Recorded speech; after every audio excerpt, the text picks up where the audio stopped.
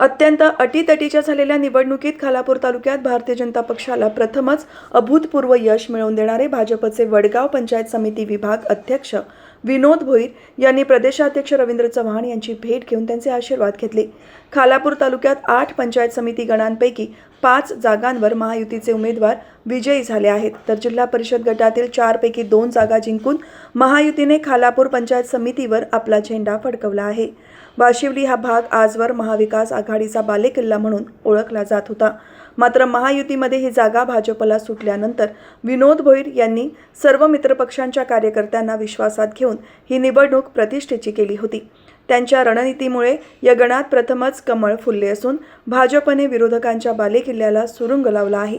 या ऐतिहासिक विजयानंतर विनोद भोईर यांनी पंचायत समितीच्या विजयी उमेदवार गौरी गडगे आणि माजी सरपंच महादेव गडगे यांच्या समवेत प्रदेशाध्यक्ष रवींद्र चव्हाण तसेच उरण विधानसभेचे आमदार महेश बालदी यांची भेट घेत आशीर्वाद घेतले।